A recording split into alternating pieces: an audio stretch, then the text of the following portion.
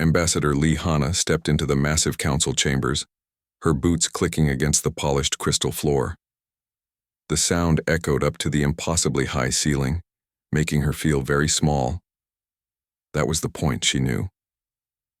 Everything about this place was designed to make visitors feel weak and unimportant. Admiral Park Do-yeon walked beside her, his military uniform crisp and formal. Behind them, Chief Negotiator Kim Ji-soo carried a briefcase full of documents that would probably never be opened. The three humans moved forward together, their faces calm despite the weight of what was about to happen. The council chamber was enormous. 12 raised platforms surrounded a small speaking area in the center, each one holding representatives from the most powerful species in the galaxy. These beings had ruled over hundreds of worlds for over 1,000 years. Their word was law, across countless star systems. Speaker Morthek sat on the highest platform. His blue skin seemed to glow under the chamber's lights, and his forearms moved gracefully as he gestured for the humans to take their places. Around him, the other council members watched with expressions that ranged from bored to amused. To them, this was just another routine meeting. Humans of the planet Terra, Morthek began, his voice booming through hidden speakers. The Great Galactic Council has spent many months discussing your species and your place in our civilized galaxy. Today we offer you a great honor. Hana kept her face neutral, but her hands tightened slightly at her sides. She had expected this moment for weeks, but hearing it actually begin still made her stomach twist. Council member Zithara leaned forward from her platform. Her scales caught the light as she moved, creating patterns that might have been beautiful in other circumstances. Your species has shown promise, she said, her voice carrying a tone like a teacher praising a child. But you are still young, still learning. You need guidance. Another council member, this one covered in what looked like living metal, spoke next. We offer you protection under the wise leadership of the Quentari Collective. They have successfully guided 17 species to prosperity and peace, and Hana felt Admiral Park shift slightly beside her. She knew he was fighting the urge to speak. Military officers didn't like being talked down to, especially not by beings who had never seen real combat. The terms are simple and fair, Morthek continued. You will place 60% of your colony worlds under direct council administration. This will ensure they are properly managed and developed. Your remaining worlds will be allowed to govern themselves, within reasonable limits. Kim Ji-soo made a small sound that might have been a cough. Hana recognized it as barely controlled anger. Your military forces will be reduced to basic defense only, Zithara added. No weapons capable of system-wide destruction, no ships larger than patrol craft. The Council will provide all necessary protection from external threats. The metal-covered being spoke again. Your technological development will be carefully monitored. Certain areas of research will be restricted to prevent dangerous discoveries. This is for the safety of all species. Hana felt her heart beating, faster. These weren't negotiations, these were demands. Everything humanity had built, everything they had achieved would be taken away or controlled by others. In return, Morthek said, spreading his forearms wide, you receive the protection and guidance of the most advanced civilizations in the galaxy. Your people will be safe. Your worlds will be prosperous. You will never face the dangers that destroy lesser species. The chamber fell silent. All eyes turned to the three humans standing in the center. This was the moment where every other species in galactic history had bowed their heads and accepted their fate. Hana cleared her throat. These terms require careful consideration, she said carefully. I need to discuss them with my government. Several council members exchanged glances. One of them, a being that looked like a giant spider, clicked its mandibles in what might have been laughter. Consideration? Morthek asked, his tone suggesting he found the word amusing. These are not suggestions, human. These are the conditions for your species' survival in civilized space. No species has ever found them unreasonable. Every species currently in council space accepted similar terms, Zithara added. Some required more convincing than others, but all eventually saw the wisdom in our guidance. Admiral Park took a small step forward. What if we refuse? The chamber erupted in what sounded like laughter from a dozen different species. The sounds were alien and harsh, but the meaning was clear. Refuse? Morthek's voice carried genuine amusement. Young species always ask this question. The answer is always the same. You cannot refuse. You are few, we are many. You are weak, we are strong. You are alone, we are united. But such thoughts are natural, Zithara said in a kinder tone. Fear makes all beings consider impossible options. You will have time to overcome these fears. Hana felt something cold settle in her stomach. Not fear, but something else. Something that made her want to turn around and walk out of this chamber immediately. I request a 48-hour recess, she said formally, to consult with my government. Morthek nodded graciously. Of course. Take all the time you need to accept reality. We will be here when you return. As the three humans left the chamber, Hana could hear the council members already discussing how to divide up humanity's worlds among themselves. 2 days later, Hana walked back into the council chambers with the same steady pace. Her uniform was perfectly pressed, her face calm and professional. Admiral Park and Kim Jisoo flanked her, their expressions giving nothing away. But something was different about them now. There was a tension in their movements, like coiled springs ready to release. The council members had already gathered, sitting in their high seats like judges preparing to hear a confession. Some were talking quietly among themselves, probably discussing which human colonies they wanted most. Others stared down at the three humans with barely hidden smiles. Speaker Morthek raised one of his four hands, and the chamber fell silent. Welcome back, humans of Terra. We trust your government has seen the wisdom in our generous offer. Hana stepped forward into the center of the speaking area. The lights above made her shadow stretch long across the crystal floor. She took a deep breath and looked up at the 12 platforms surrounding her. Speaker Morthek, honored council members, she began, her voice carrying clearly through the vast space. The Terran Federation has carefully reviewed your proposal. The council members leaned forward slightly. This was the moment they had been waiting for, the moment when another species would bow down and accept their place in the galactic order. We reject it completely, Hana said. The words seemed to hang in the air like a physical thing. For several seconds, nobody moved. Nobody spoke. The silence was so complete that Hana could hear her own heartbeat. Then the chamber exploded. What? Screeched the spider-like being, its mandibles clicking frantically. What did you say? This is impossible, shouted another council member, a creature that looked like living stone. No species rejects the council. Morthek held up, his hands for silence, but his blue skin had turned a darker shade. Explain yourself, human. Surely you misspoke. Hana shook her head. I spoke clearly. The Terran Federation rejects all proposed terms. We are withdrawing from these negotiations immediately. Council member Zithara rose from her seat, her scales flashing with agitation. You cannot simply refuse.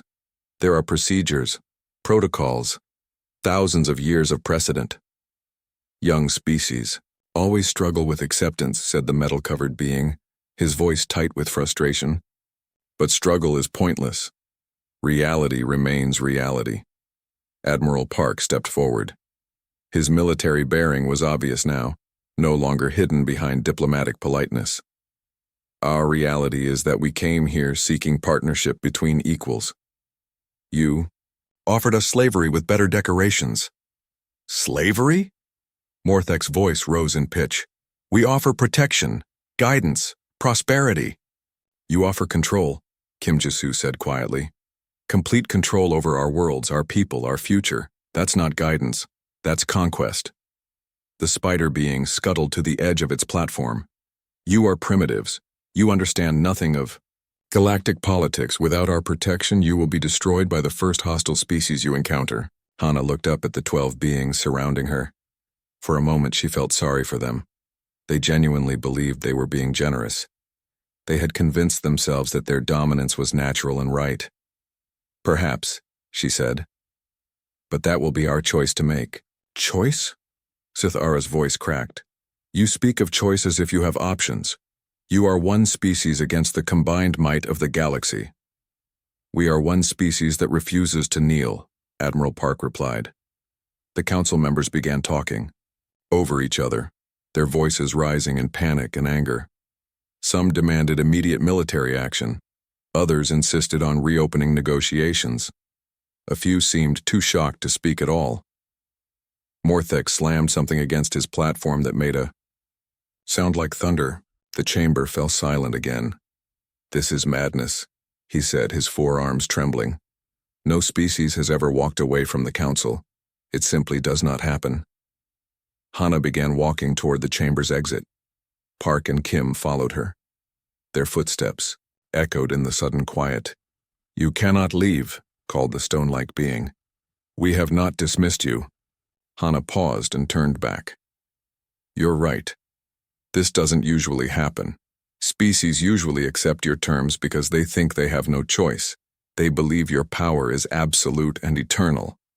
It is, shouted several council members at once. No, Hana said simply. It's not. Your power exists only as long as others choose to acknowledge it. We choose not to. She continued walking toward the exit. Behind her, the council chamber erupted in chaos again. Beings who had ruled the galaxy for centuries were shouting like confused children. Wait, Morthek's voice boomed through the speakers. If you leave now, there can be no further negotiations. No second chances. Hana stopped at the massive doors that led out of the chamber. She didn't turn around. We know, she said. You will be alone, Sithara screamed. Completely alone in a hostile galaxy. We're already alone, Kim Jisoo replied. The only difference is that now we admit it. The doors began to slide open with a deep rumbling sound. Beyond them lay the corridor that led to the docking bays, where human ships waited to carry them. Home! This is not how things work, Morthek called out desperately. There are rules, systems, order. Hana stepped through the doorway and spoke without looking back. Then maybe it's time for new rules. The doors sealed shut behind the three humans with a sound like thunder. For the first time in over 1,000 years, the Galactic Council sat in their chamber and tried to understand what had just happened. They failed completely. 5 days after the humans left, the council chamber felt different. The air seemed heavier, and the usual confident chatter was missing. Council members sat in their elevated seats, but their postures were tense. Some stared at the empty speaking area where the humans had stood. Others whispered quietly among themselves. Speaker Morthek called the emergency session to order, but his voice lacked its usual authority. We are here to discuss the human situation and determine our response. War Prime Vexthul of the Hegemony rose from his platform. His weapon arms clicked together with sharp metallic sounds. The solution is simple. We send our combined fleets to human space. We force them to accept our terms. And prove what exactly?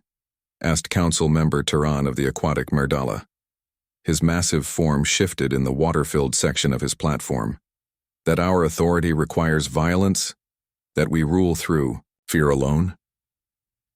We have always ruled through strength, Vexthul snapped back. That is the natural order. The strong guide the weak. The humans did not seem weak when they walked out of here, observed Archon Yilseth of the Altarians. Her crystalline body caught the chamber's lights, casting rainbow patterns on the walls. They seemed certain. Quintari Collective Mind Beta 7 spoke next. The metal covering its body rippled as it moved. Certainty is irrelevant. They are one species against hundreds. Mathematics does not lie. Neither do intelligence reports, Hilseth replied quietly. She activated a holographic display that showed star charts and data streams. Human colonies are not cowering in fear. They are mobilizing at unprecedented rates. The display showed dozens of human worlds. Each one pulsed with activity indicators, new construction projects, fleet movements, expanded communication networks. It looked like a species preparing for war, not one begging for mercy. Impossible, muttered Zithara, her scales shifting color with agitation. They should be panicking. They should be sending desperate messages asking for another chance. Instead, they appear to be thriving, Yilseth continued. The display shifted to show trade data. They have opened direct negotiations with 17 non-council species. Most are minor civilizations, but some control valuable resources. This information sent a ripple of unease through the chamber. The council's power depended on controlling who could trade with whom. If species started making their own deals, those negotiations mean nothing, declared Council Member Horthak of the insectoid Vorthak. Minor species dare not defy us. The Novari have formally requested consultations with human diplomats, Yilseth said softly. The chamber fell silent. The Novari were not a minor species. They were warriors who had chafed under council restrictions for generations. If they were talking to humans, one consultation proves nothing, Vexthul said, but his weapon arms had stopped clicking. They will not risk our displeasure. Ter'an's massive head swayed slowly. Will they not? Tell me, Warprime, when did you last visit a Novari world? When did you last speak with their leaders as equals rather than subjects? I do not speak with subjects. As equals, Vexthul replied coldly. That is not the natural order. Then perhaps you do not truly know what they think of that order, Ter'an suggested. The argument that followed was unlike anything the council had experienced in centuries. Voices were raised, accusations were made, ancient grievances surfaced, like bubbles rising from deep water.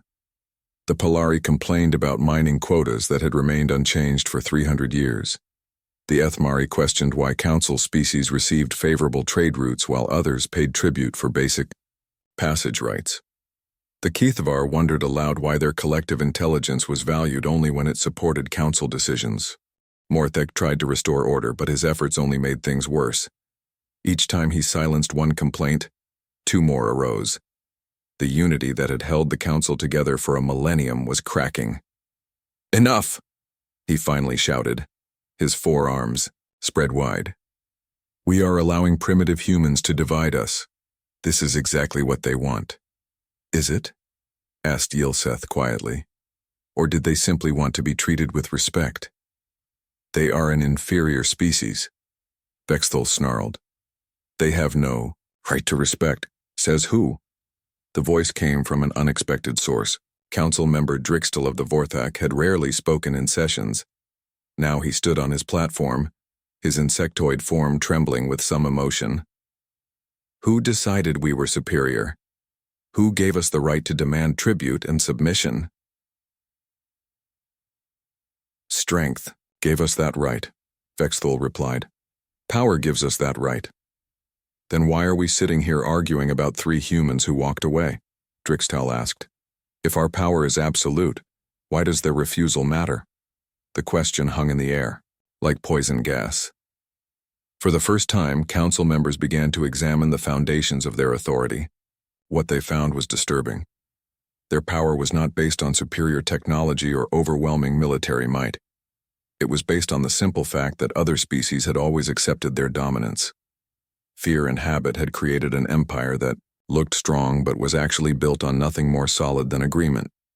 The Novari are not the only ones asking questions, Yilseth said into the silence.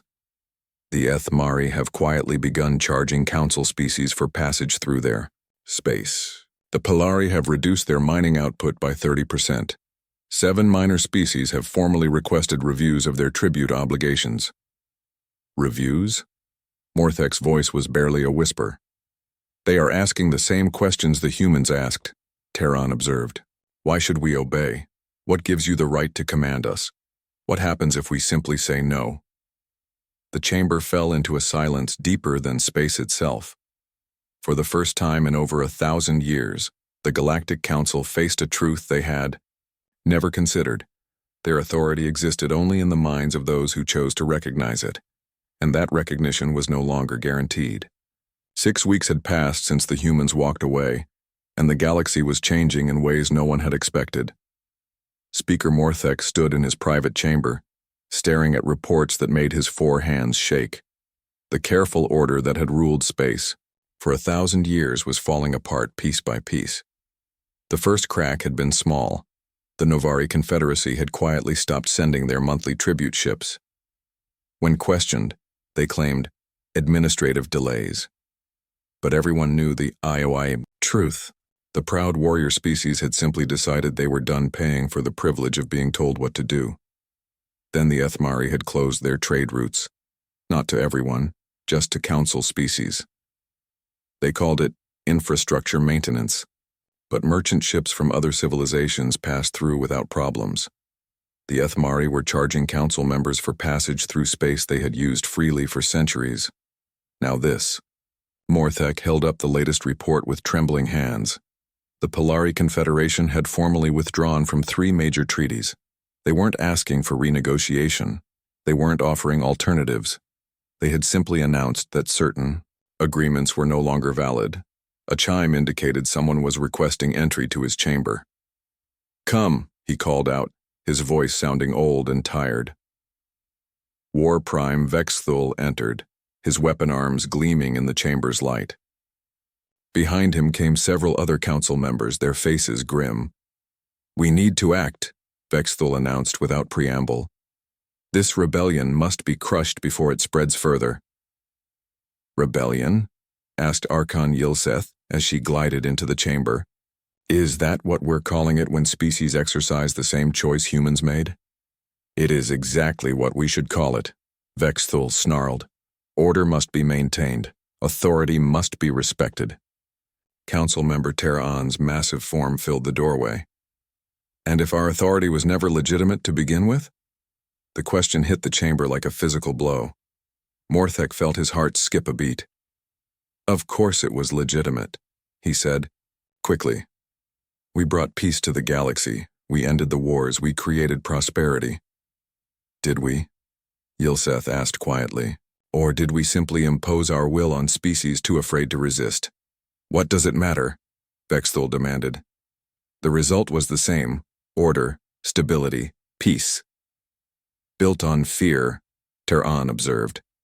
"Peace built on fear is not truly peace. It is just postponed conflict." Morthek activated a holographic display that filled the center of his chamber. The galaxy map showed hundreds of star systems, each one color-coded according to its loyalty status. Too many were flashing amber or red now. "Look at this," he said desperately. "If we don't act soon, we'll lose everything." The map told a story of cascading rebellion. The Kethvar had announced a comprehensive review of all their obligations. The Mordali were suddenly experiencing technical difficulties with their tribute shipments. Minor species that had been silent for centuries were formally requesting audience with the Council to discuss revised arrangements. "We could end this with one decisive action," Vexthul said, pointing at the human territories on the map. "Strike hard at the humans. Show the galaxy what happens to those who defy us." "And prove their point?" Yilseth asked. "Demonstrate that our rule depends entirely on violence?" "Our rule depends on strength," Vexthul replied. "It always has." "Then, why are we losing it?" The voice came from Council member Drixtal, who had become increasingly vocal since the human incident. "If our strength is so absolute, why are species walking away from us?" Morthek felt something cold settle in his stomach. The answer was obvious, but saying it out loud would change everything.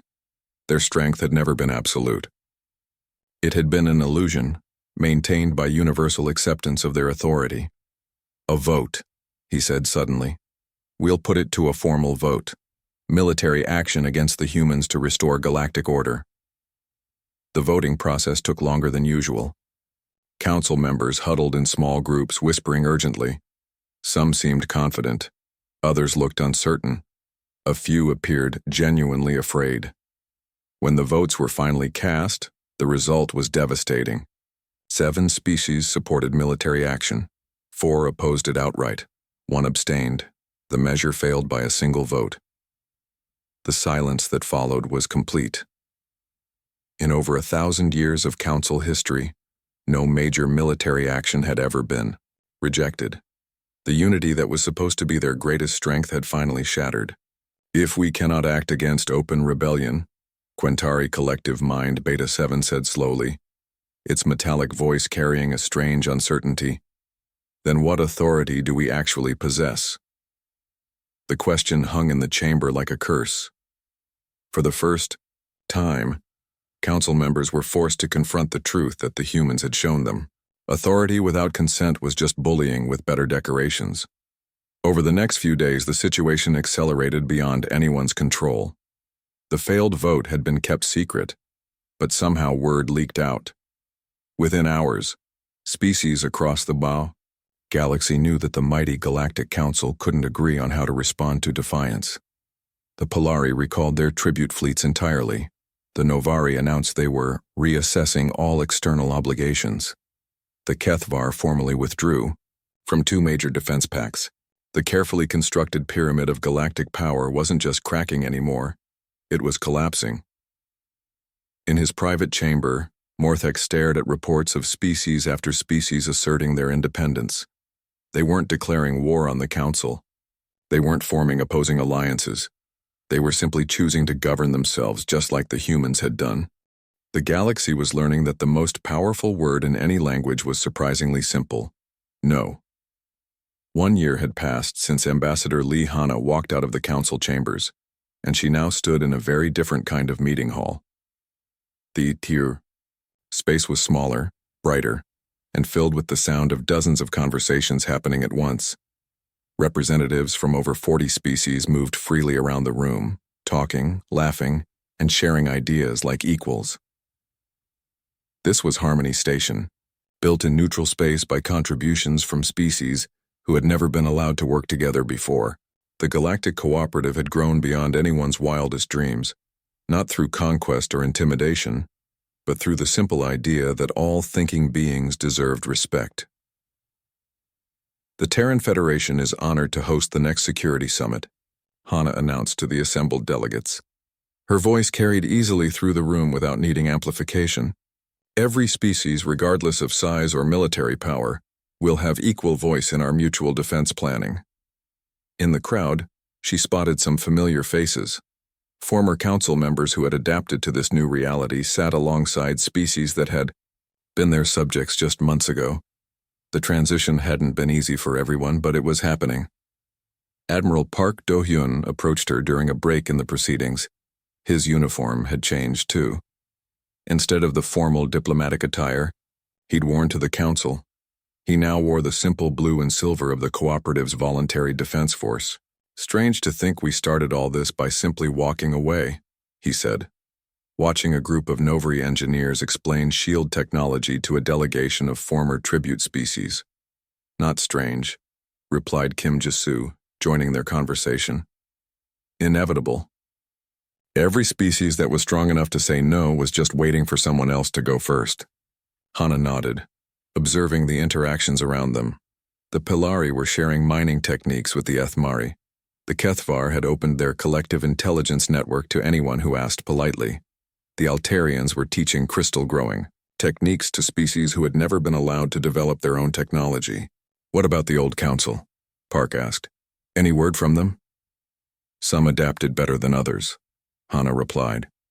She gestured toward a corner where Archon Yilseth was deep in conversation with several younger species. The Altarians embraced the change. They're thriving as equals rather than rulers. "And the others?" Kim Jisoo's expression grew more serious. "The hegemony is struggling. War Prime Vexthal keeps demanding military action against what he calls rebel species. But his own people are questioning whether they want to fight wars just to maintain superiority."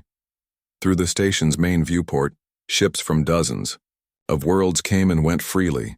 No permits required, no tribute demanded, no questions asked about their destinations or cargo, as long as they weren't carrying weapons or slaves.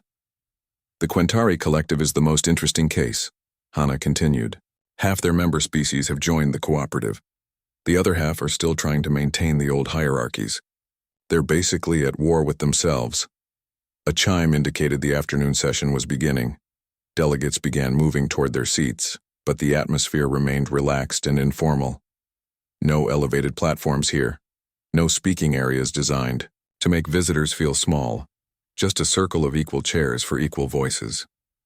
Today we're discussing the request from the Zephyrian Republic, Hana announced as the room settled.